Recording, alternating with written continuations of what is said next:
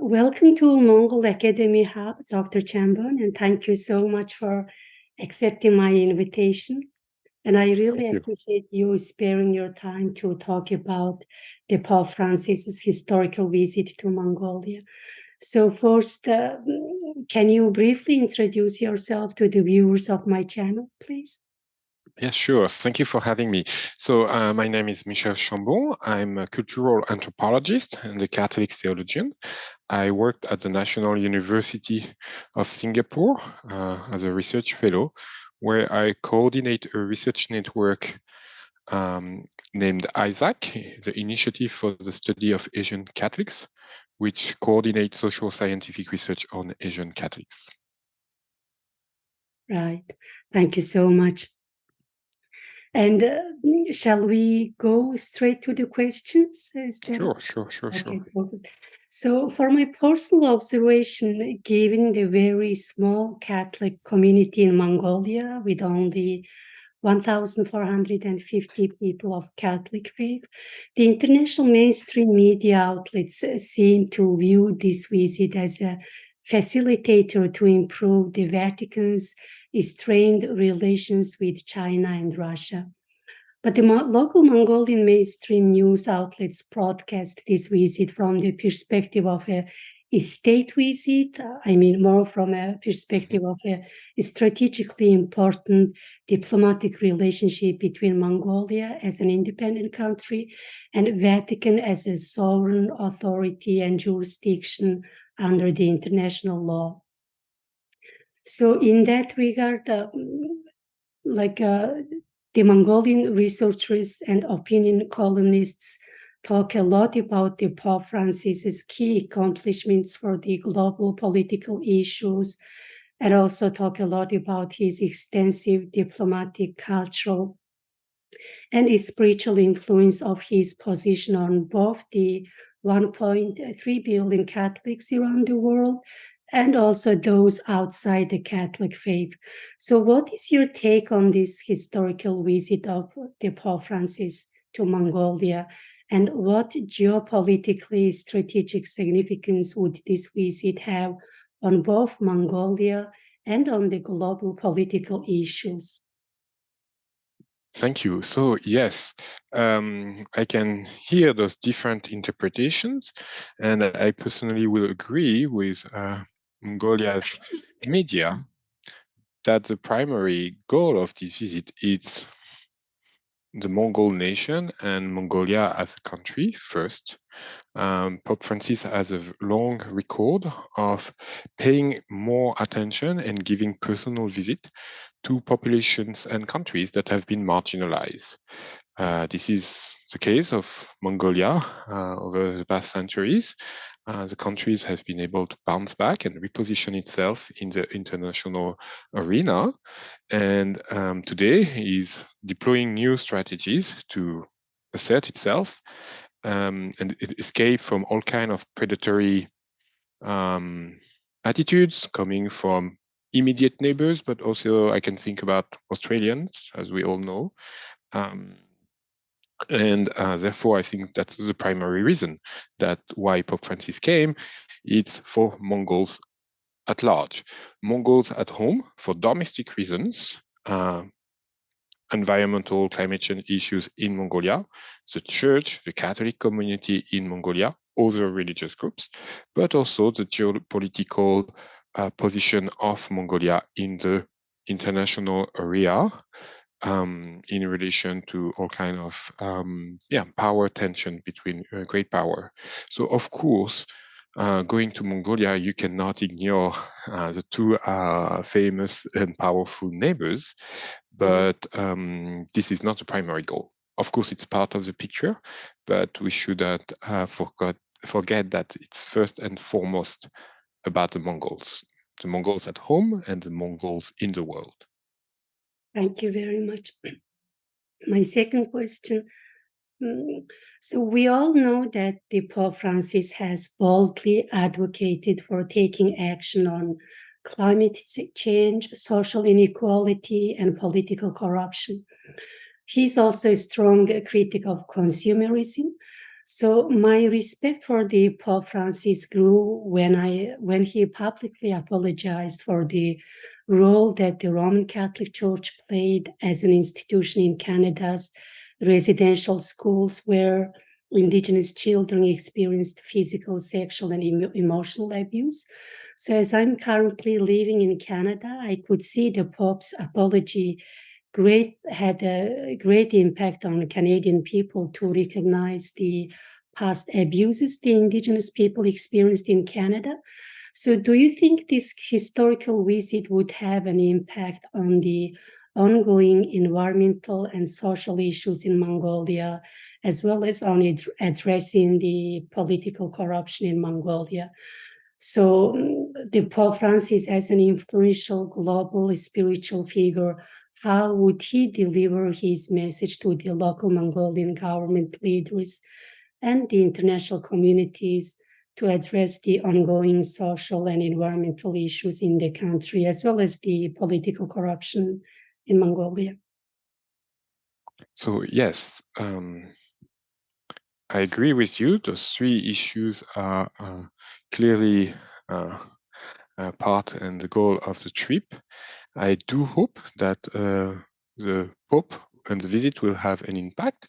I do believe that this is also the hopes of the Vatican at large and Pope Francis. Pope Francis, as you said, has been very as demonstrating his capacity to be bold, creative, and highly personal in his engagement with injustice.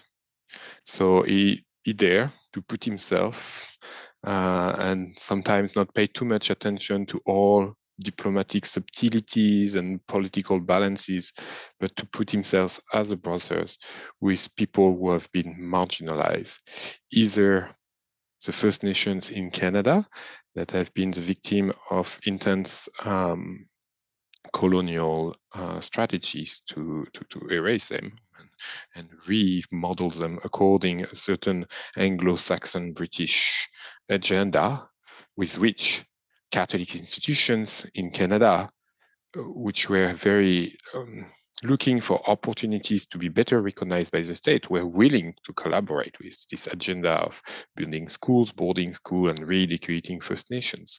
So 100 or 200 years later, our perspectives change, like how the church needs to, we need to collaborate with legal authorities and yet acknowledge when mistakes were made. So this is the case even today in a very different dynamic in Mongolia, where the church over the past 30 years have worked very hard to implement all kinds of social programs that both the Mongol authorities and the Catholic Church believe are positive for the nation.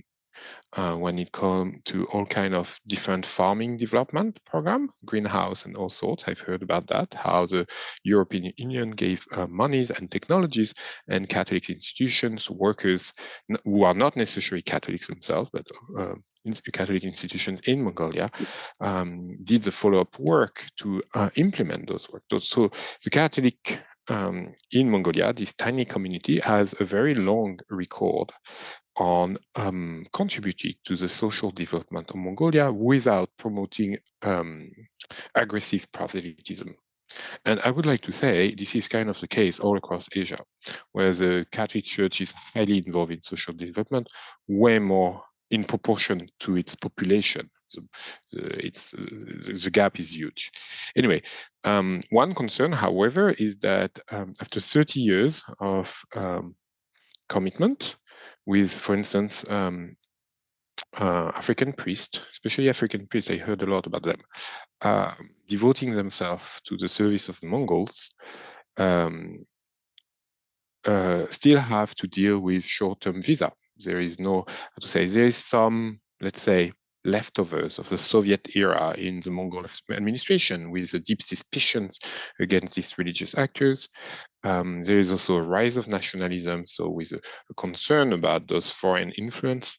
And so Catholic institutions, either individuals because of short-term visa or institutions themselves, face all kinds of administrative, how to say, constraints and difficulties that sometimes put some doubts on how Mongolia itself, the country, sees the contribution of the Catholic Church.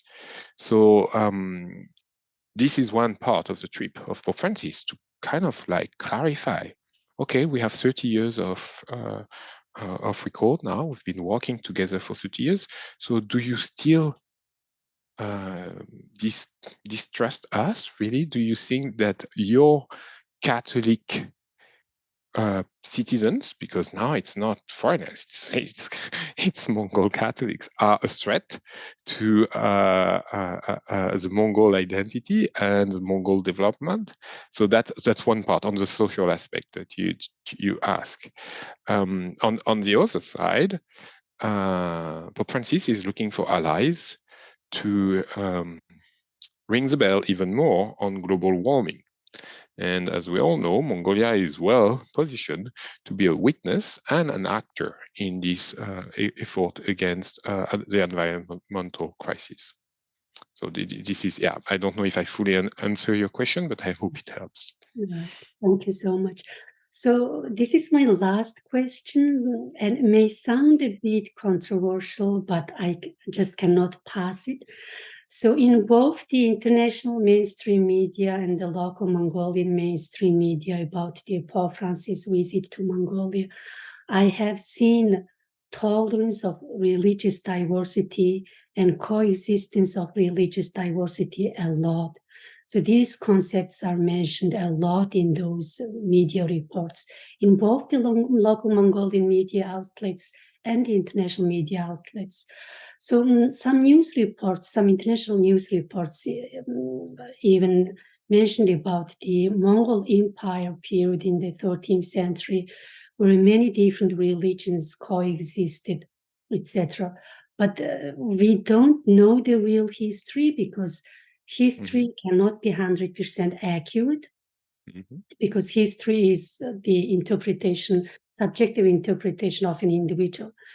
And I have also heard some local Mongolian news anchors express their skepticism about the religious diversity and coexistence of many different religions in today's society in Mongolia, because today's Mongolia is different from the Mongol Empire that was back in the 13th century.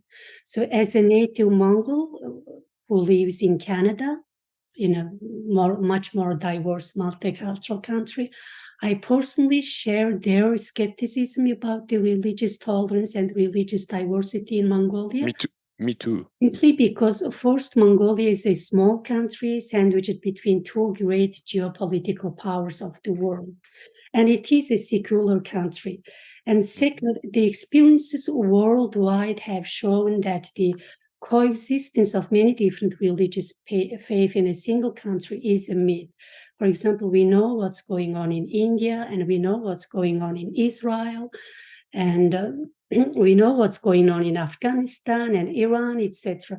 So there is no guarantee that the coexistence of multi-religions will not bring a rise of religious radicalism, extremism, or the so-called fundamentalist beliefs and practices like suppressing girls' and women's right to education, setting strict dress codes for girls and women, or suicidal attack, or any militant activism, etc. So if any of such an unfortunate event occurs in Mongolia because of encouraging religious diversity in a small country, whose majority of populations are not much exposed to different religious faiths, then the question, does Mongolia have the resources and experiences and practices to handle or deal with such issues related to religious radicalism? So how can we set healthy boundaries for what to tolerate and what not to tolerate when it comes to this idea of religious tolerance? But again, I would like to reiterate that I have a great respect for the Pope Francis. And trust me, I have a great respect for Pope Francis, and I share your skepticism on this discourse of religious diversity as well. But look at the region. Russia presents itself as one dominant religion nation, and the Orthodox faith is used as a tool for social cohesion and uniformity. China is going back to a discourse of a secular state, not atheist, but a secular, very strong. So we have different religious models in place. Korea is moving actively toward a multicultural, multi-religious model, and we don't see major interreligious violence. In India, I would like to emphasize that we are moving toward a uni-religious model, one religion dominant, and that, in my sense, is one of the primary reason of the increase of violence. So what I want to say is that there is no one single easy response to this challenge. First of all, before I go on the political side, yes, the fact that Mongolia is a multi-religious society and everything is wonderful and that the church is in love with that, I also don't totally share the enthusiasm of the global Catholic media and Mongol authorities. If you look at my article in The Diplomat, I specifically don't touch that topic because I'm not sure at all. I've heard during interviews I conducted that indeed, yes, Mongolia is still highly secular in some sense, like France. I'm French. The administration has still strong anti-religious feeling sometimes, or skepticism, what I mentioned earlier about the way the Catholic institution can be treated. So it's not just a peaceful and harmonious coexistence. Buddhists are divided into at least 3 main streams, and they have their own internal challenge and competitions among them.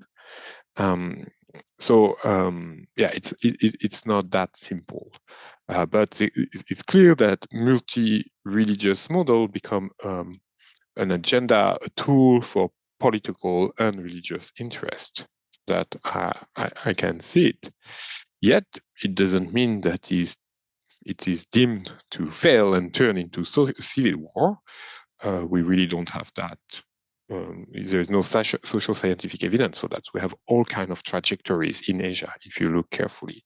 So what I want to say is, because Mongolia have been through the model of let's destroy and eradicate all religious practices and religious belief.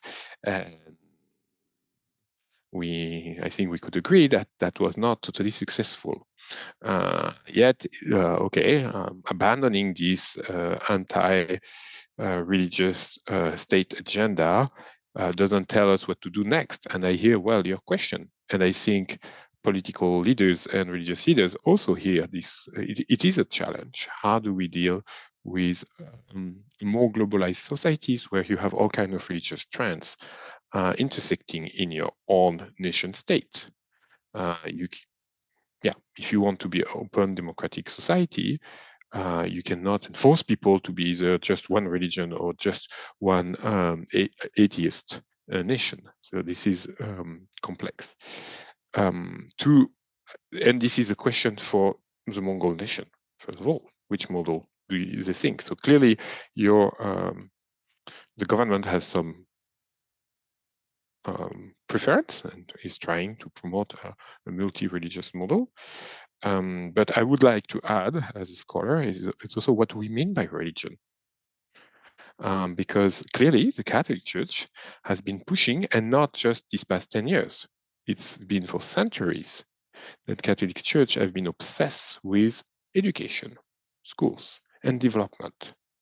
So of course, not in Mongolia, but I know countries where governments, but even religious leaders sometimes, have been trying to recast religion as something primarily happening within the temples or the church, about rituals and prayers only. And please don't interfere with social questions, education, development, health, policies, those kind of things. The Catholic Church has been resisting against that heavily. I think this is an example in Mongolia. And so when we promote a multi-religious society, we need also to have a deeper conversation about what is religion. Because of course, a secular discourse is always about, it's just about prayer. It should be maybe just in your private, intimate life and nothing else. Well, that's a very narrow approach. Religion, of course, is linked to your worldview, your way to engage with all kinds of civic and social values, the way that you give access to education, knowledge, the way you share resources and wealth, and that's public questions. So yeah, that's my only piece of advice of let's deepen the conversation of what is the role and contribution of religious entities and people in a diverse society. Yeah, I do think that we will generate violence if we imply that it's just about prayer and rituals in a secluded temple or church or whatever you call it. Okay. Thank you so much, Dr. Chambon. So we had this interview with Dr. Chambon just before the Pope Francis's arrival in Ulaanbaatar. So now this visit is over, and let's wrap up the diplomatic and spiritual significance of this historical visit. First of all, Mongolia has a rich history with both China and Vatican. In the 13th century, under the leadership of Genghis Khan, Mongolia established the largest contiguous empire in history, known as the Mongol Empire. The Mongol Empire included territories that span the present-day Mongolia, China, Russia, and the entire Central Asia and parts of West Asia and Middle East. And because of this territorial stretch, the Mongol Empire had political interactions with the papals envoys to the great Khans of Mongol Empire, as well as through the travels of Marco Polo, a Venetian merchant who visited the Mongol court and documented his experiences. So I will give more detailed information about these historical accounts in my next episode. And second, Mongolia's geographic location between China and Russia gives it a unique position as a potential intermediary. And Mongolia shares borders with both China and Russia and maintains very neutral diplomatic relations with both countries. So this position allows Mongolia to serve as a bridge for cultural, economic, and diplomatic exchanges between China and the Vatican. And this is especially witnessed in the positive response the Chinese Foreign Ministry spokesperson gave to the note of greetings sent by the Pope Francis to the Chinese President Xi Jinping. And when the Pope Francis's flight to Mongolia passed through the Chinese airspace, the Pope Francis sent a note of greetings to the Chinese President Xi Jinping. The Chinese Foreign Ministry spokesperson said in his daily briefing that China is willing to continue to walk in the same direction with the Vatican and conduct constructive dialogues, enhance understanding, accumulate mutual trust, and promote the process of improving the relationship of the two sides. So it was reported in many of the international news outlets, and so hopefully it will lead to a fruitful relation between China and Vatican in the future as a result of this Pope Francis's historical visit to Mongolia. Mongolia has maintained a policy of neutrality and non-alignment in international affairs, and this neutral stance allows Mongolia to engage with our two neighbors and act as a mediator or intermediary in diplomatic negotiations. And I hope that Mongolia's diplomatic relations with both China and Vatican will provide a platform for dialogue and potential cooperation on various issues, including those related to religion and diplomacy. And also Mongolia's neutral connections to both China and Russia can serve as a potential hub for such exchanges. In his remarks to the government authorities, the Pope Francis praised Mongolia's efforts to care for the ongoing environmental issues in Mongolia. And because Mongolia is one of the countries that are the most affected by the climate change, the mining development and overgrazing have been accelerating the intensity of land degradation in Mongolia. And also, Pope Francis noted the need to combat the insidious threat of corruption. I think it's apparently the reference to the last December's mass protest in Mongolia during the freezing cold winter because of the corruption scandal. And there was an interfaith dialogue in Ulaanbaatar as part of the Pope Francis's state visit. And Mongolia has a long-standing Buddhist tradition, and the Tibetan Buddhism has had a significant influence on Mongolian culture and tradition. I'm still very delighted with the Pope Francis's visit to Mongolia, and it is indeed a historical visit that will have potential historical and cultural significance to not only Mongolia, but also to the Northeast Asia as a region, including China, Mongolia, and Russia. So to pay a tribute this historical visit of Pope Francis to Mongolia, the Mongolian government has launched a special post stamp named after the Pope Francis's visit to Mongolia. So you can see the picture of this post stamp.